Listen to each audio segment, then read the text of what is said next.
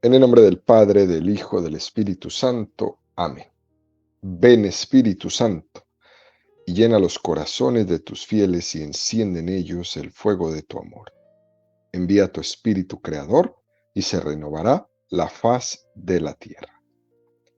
Estamos estudiando el Catecismo de la Iglesia Católica, su tercera parte, la vida en Cristo. Primera sesión, la vocación del hombre, la vida en el Espíritu. Capítulo tercero, la salvación de Dios, la ley y la gracia.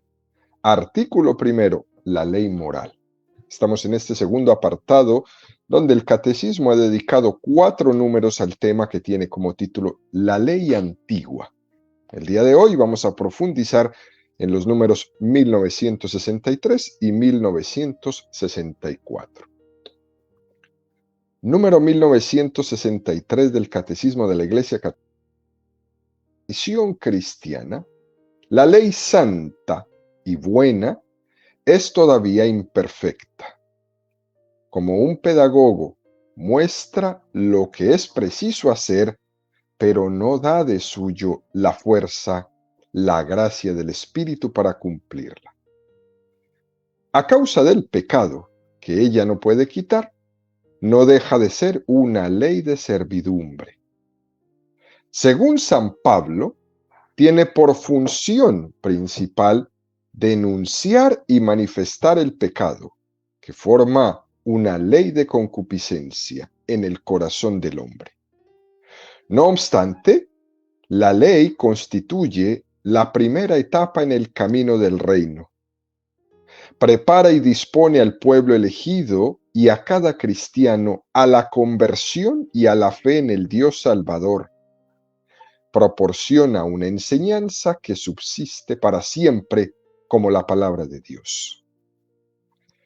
Es un número extraordinario este que nos presenta el catecismo en esta mañana, queridos amigos. Y fijémonos cómo la referencia principal que se da aquí es la carta a los romanos, donde San Pablo explica el drama de un don de Dios que es la ley, pero al que le falta la plenitud. Esta es la clave para poder entender este número del catecismo. De tal forma que lo que le falta deja al hombre. La ley nos indica el camino, pero no conlleva la gracia para poder recorrerlo. Por eso necesitamos pedir la gracia.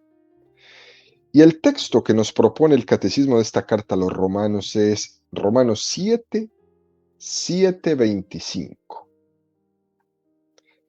¿Qué decir entonces? ¿Que la ley es pecado? De ningún modo. Sin embargo, yo no conocí el pecado sino por la ley. De suerte que yo hubiera ignorado la concupiscencia si la ley no dijera, no te des a la concupiscencia. Mas el pecado, tomando ocasión por medio del precepto, suscitó en mí toda suerte de concupiscencias, pues sin ley el pecado estaba muerto. Ah, vivía yo un tiempo sin ley, pero en cuanto sobrevino el precepto, revivió el pecado y yo morí. Y resultó que el precepto dado para vida me fue para muerte, porque el pecado, tomando ocasión por medio del precepto, me sedujo y por él me mató. Así que la ley es santa y santo el precepto y justo y bueno. Luego, ¿se habrá convertido lo bueno en muerte para mí? De ningún modo, sino que el pecado, para aparecer como tal, se sirvió de una cosa buena para procurarme la muerte, a fin de que el pecado ejerciera todo su poder de pecado por medio del precepto.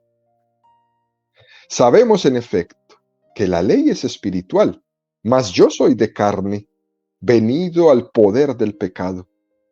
Realmente mi proceder no lo comprendo, pues no hago lo que quiero, sino que hago lo que aborrezco.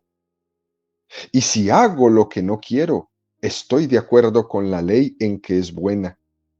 En realidad, ya no soy yo quien obra, sino el pecado que habita en mí. Pues bien sé yo que nada bueno habita en mí, es decir, en mi carne. En efecto, querer el bien lo tengo a mi alcance, mas no realizarlo, puesto que no hago el bien que quiero, sino que obro el mal que no quiero. Y si hago lo que no quiero, no soy yo quien lo obra, sino el pecado que habita en mí. Descubro pues esta ley. Aun queriendo hacer el bien, es el mal el que se me presenta, pues me complazco en la ley de Dios según el hombre interior, pero advierto otra ley en mis miembros que lucha contra la ley de mi razón y me esclaviza a la ley del pecado que está en mis miembros. Pobre de mí, ¿quién me librará de este cuerpo que me lleva a la muerte? Gracias sean dadas a Dios por Jesucristo nuestro Señor. Así pues soy yo mismo quien con la razón sirve a la ley de Dios, mas con la carne a la ley del pecado. Pues un impresionante texto este que vamos a ir desglosando poco a poco para irlo entendiendo. Pablo se refiere a que la ley en el Antiguo Testamento lo que hizo fue dejar patente cuál es el camino de Dios. Cuando antes de la ley el hombre estaba en la ignorancia, es verdad que tenía la ley natural escrita en su corazón desde el momento que Dios lo creó, pero ya dijimos que era una ley oscurecida por el pecado. Esto lo hemos dicho una y otra vez. Se podía decir para sí el hombre: si no sé lo que Dios quiere de mí, ¿cómo me va a reprochar el que no viva conforme al camino de Dios? Pero cuando llegó la ley de Moisés, y al ponerse de una forma clara y explícita cuál es la voluntad de Dios, esos mandamientos de la ley de Moisés delataban mi pecado. Por eso tan fuerte, porque el mandamiento escrito en la piedra delata mi pecado. Y a partir de ahí, ya nadie se podía excusar que era ignorante. Entonces mi pecado pasaba a ser más grave, porque ya había sido advertido explícitamente de que ese obrar estaba mal. Por eso la tendencia del hombre moderno es: no me predique, no me presente a Jesucristo, no me presente los mandamientos, no me presente una iglesia, no me presente nada que pueda llevarme a darme cuenta en mi conciencia que estoy obrando según la carne y no según Dios. Déjeme en la ignorancia, porque es mejor ser ignorante para hacer lo que me dé la gana, según su gana, y no según Dios. Ese es el hombre moderno. Por eso no me predique. Por eso, si la abuela es muy religiosa: abuela, viva su fe usted solita, pero no le diga nada a mis hijos, a mí tampoco, y a los nietos tampoco. Es mejor que me dejes ignorante.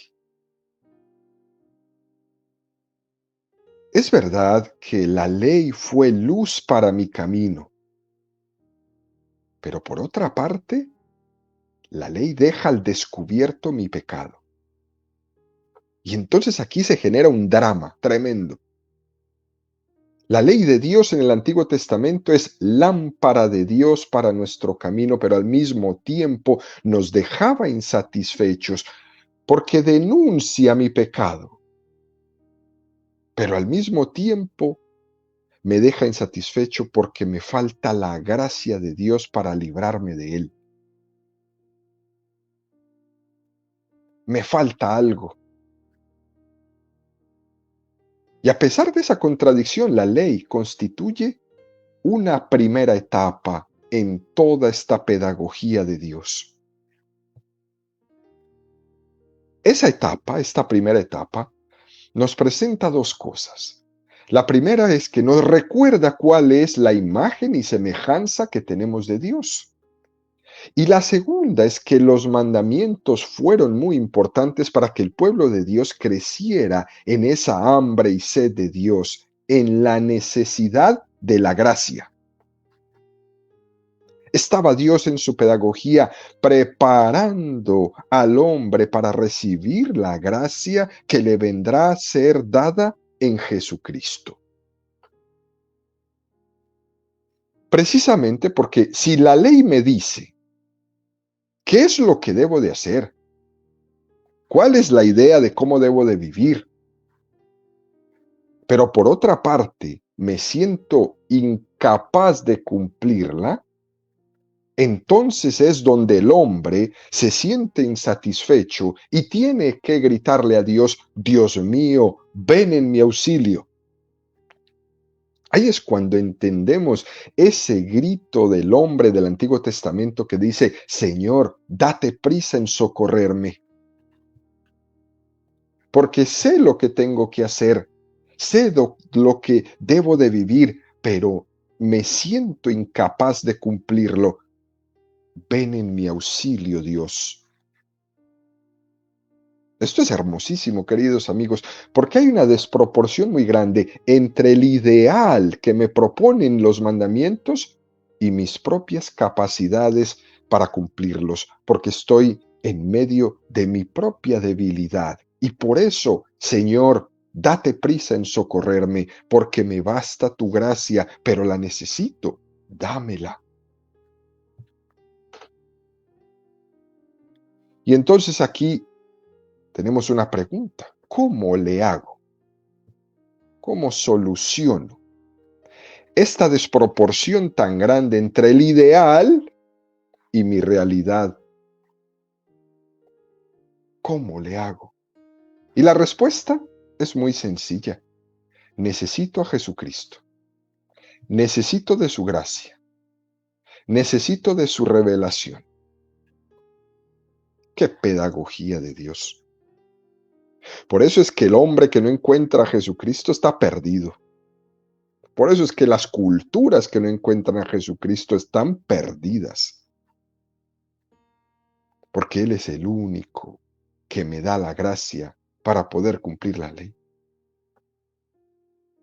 Por eso, Señor, date prisa en socorrernos.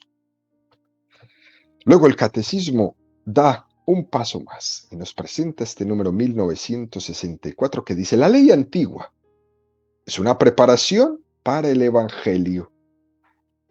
La ley es profecía y pedagogía de las realidades venideras. Profetiza y presagia la obra de liberación del pecado que se realiza con Cristo. Suministra al Nuevo Testamento las imágenes, los tipos, los símbolos para expresar la vida según el Espíritu. La ley se completa mediante la enseñanza de los libros sapiensales y de los profetas que la orientan hacia la nueva alianza y el reino de los cielos. Qué hermoso número este que nos presenta el catecismo. Y se basa en una frase de San Irineo de León que es muy importante que la recordemos y la tengamos presente. La ley es profecía y pedagogía de las realidades venideras. En el Antiguo Testamento vemos con frecuencia muchas referencias proféticas que están anunciando: ya viene, ya viene, ya viene. Están anunciando esa preparación que tenemos para entender cuál es la alianza definitiva a la que estamos llamados. Y esa fue la voz de los profetas que durante mucho tiempo todos los poderosos intentaron acallar. Ezequiel 36, 24, 27. Os tomaré de entre las naciones. Os recogeré de todos los países y os llevaré a vuestro suelo. Os rociaré con agua pura y quedaréis purificados de todas vuestras impurezas y de todas vuestras basuras os purificaré. Os daré un corazón nuevo, infundiré en vosotros un espíritu nuevo. Quitaré de vuestra carne el corazón de piedra y os daré un corazón de carne. Infundiré mi espíritu en vosotros y haré que os conduzcáis según mis preceptos y observéis y practiquéis mis normas. Es la profecía de que la nueva alianza va a llegar. Pasar de la alianza escrita en las piedras a la alianza escrita en el corazón. Eso que comentábamos en la catequesis pasada. La ley estaba en el corazón del hombre. Luego pasó del corazón a las piedras y luego de las piedras regresa al corazón. Esa es la pedagogía de Dios.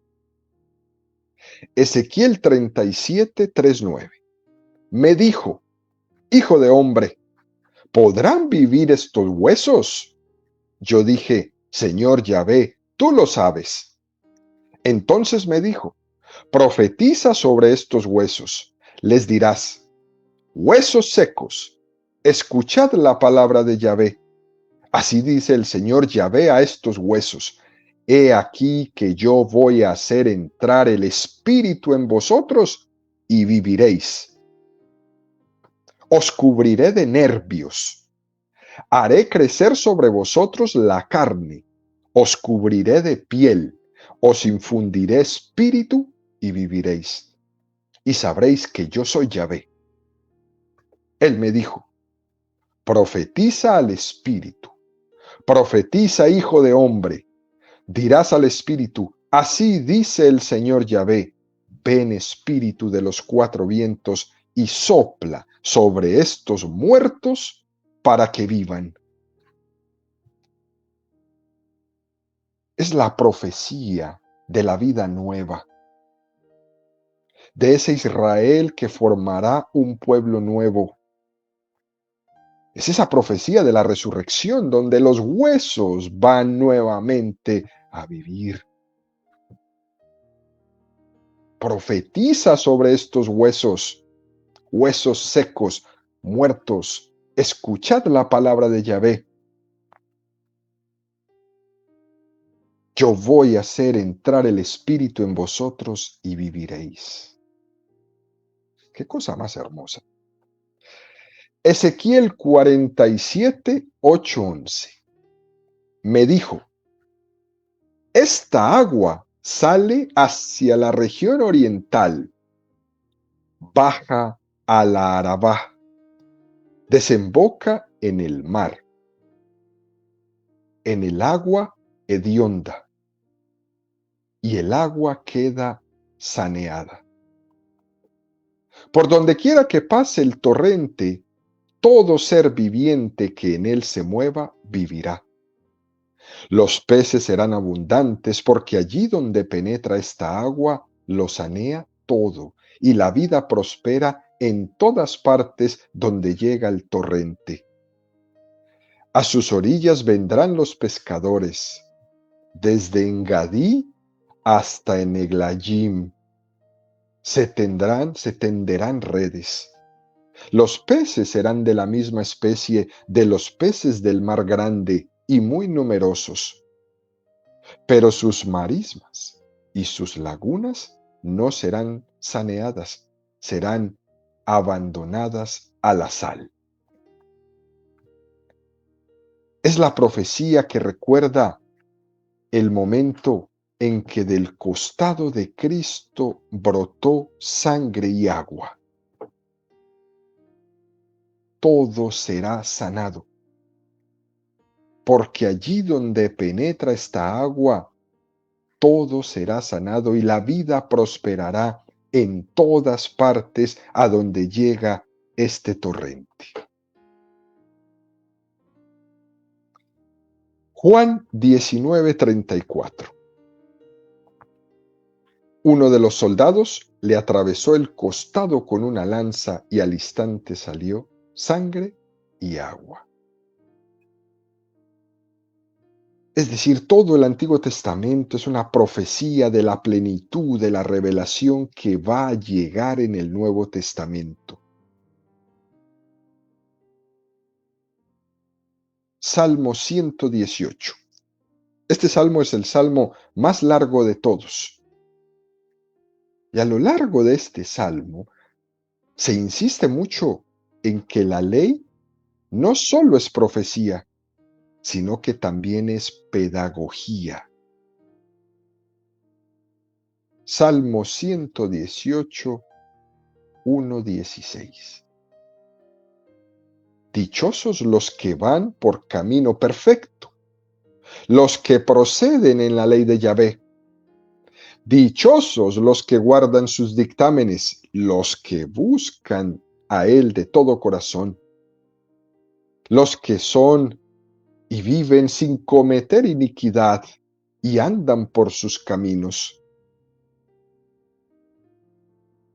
Tú, tus ordenanzas promulgaste para que sean guardadas cabalmente.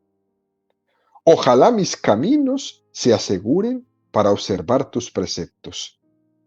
Entonces no tendré vergüenza alguna al mirar a todos los mandamientos. Con rectitud de corazón te daré gracias al aprender tus santos justos juicios. Tus preceptos los observaré, no me abandones tú del todo. ¿Cómo un joven guardará puro su camino? Observando tu palabra. De todo corazón ando buscándote. No me desvíes de tus mandamientos. Dentro del corazón he guardado tu promesa para no pecar contra ti. Bendito tú, Yahvé, enséñame tus preceptos. Con mis labios he contado todos los juicios de tu boca. En el camino de tus dictámenes me recreo más que en toda la riqueza. En tus ordenanzas quiero meditar y mirar a tus caminos. En tus preceptos tengo mis delicias. No olvido tu palabra. Es un increíble salmo, este que hemos leído, Salmo 118. Todo un elogio de la ley divina. La ley antigua, la ley de Moisés, está sirviendo para educar nuestro gusto, para que el hombre no guste de seguir la ley de la carne, sino para que le dé hambre, para que tenga ganas del ideal, para que su objetivo, para que su sueño sea hacer suya la voluntad de Dios. Mi alegría es el camino de tus preceptos, mi gozo está en cumplir tu voluntad, oh Dios mío. Algo muy hermoso que debe hacer huella en nuestra vida. También es verdad que la ley en el Antiguo Testamento nos deja insatisfechos porque no tenemos todavía la gracia de Cristo. Pero por lo menos esa ley antigua nos va educando en el gusto, en el deseo de esa gracia. Toda una pedagogía. Nos va diciendo que solamente podemos ser felices por la senda del camino de la voluntad de Dios. Luego el catecismo también en este número nos hace referencia a una preciosa cita de Santo Tomás de Aquino que dice: hubo, bajo el régimen de la antigua alianza, gentes que poseían la caridad y la gracia del Espíritu Santo y aspiraban ante todo a las promesas espirituales y eternas, en lo cual se adherían a la ley nueva. Y al contrario, existen en la nueva alianza hombres carnales, alejados todavía de la perfección de la ley nueva, para incitarlos a las obras virtuosas. El temor del castigo y ciertas promesas temporales han sido necesarias incluso bajo la ley nueva. En todo caso, aunque la ley antigua prescribía la caridad, no daba el Espíritu Santo por el cual la caridad es difundida en nuestros corazones. Es un texto muy interesante de Santo Tomás, donde él dice que en el Antiguo Testamento todo es una profecía, todo es una pedagogía para llegar al Nuevo Testamento, a la ley nueva en Jesucristo. Pero dice Santo Tomás que en el Antiguo Testamento había personas que estaban tan abiertas a Dios que poseían la caridad y la gracia que iba a llegar en Cristo. Fíjese qué cosa tan hermosa. Y también dice Santo Tomás todo lo contrario, que en el Nuevo Testamento hay personas que han cerrado su corazón a la gracia de Cristo. Las dos cosas. Dicho de otro modo, ¿no? En tiempos del Antiguo Testamento habían personas que tenían su corazón en el Nuevo Testamento. Y en el Nuevo Testamento hay personas que hoy tienen puesto su corazón en el Antiguo Testamento. No viven su vida en el abandono a la gracia de Dios, sino que viven su vida en el temor y en las promesas del Antiguo Testamento y no se han dado cuenta que esas promesas ya han sido cumplidas en Jesucristo. Esto es importantísimo entendérselo a Santo Tomás de Aquino, porque vivimos esa especie de contradicción hoy día, ¿no? Y ahí tenemos todos que poner mucho cuidado. No pensemos que por estar en el Nuevo Testamento ya todo está hecho.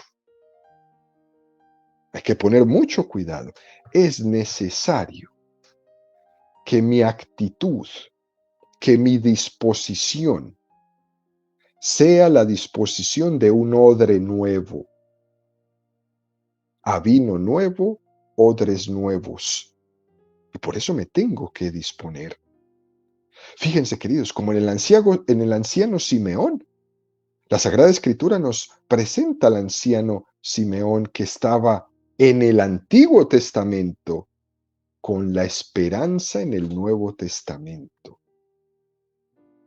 Ahora, Señor, según tu promesa, puedes dejar a tu siervo irse en paz, porque mis ojos han visto tu salvación, a quien has presentado ante todos los pueblos, luz para alumbrar las naciones y gloria de tu pueblo Israel.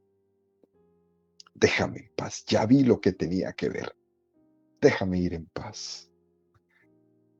Por tanto, queridos amigos, no estamos hablando únicamente de tiempos, los nacidos antes o lo que hemos nacido después. Estamos hablando aquí es de la disposición del corazón. Y ahí es donde esta catequesis nos quiere llevar. ¿Qué tan dispuesto tengo mi corazón para recibir a Jesucristo? ¿Hasta qué punto he cultivado en mi vida esa hambre y sed de Dios? ¿Hasta dónde me considero el día de hoy un mendigo de su gracia? Y sobre todo, ¿cómo me sigo preparando para abrirme y recibir este don de Dios que es Jesucristo?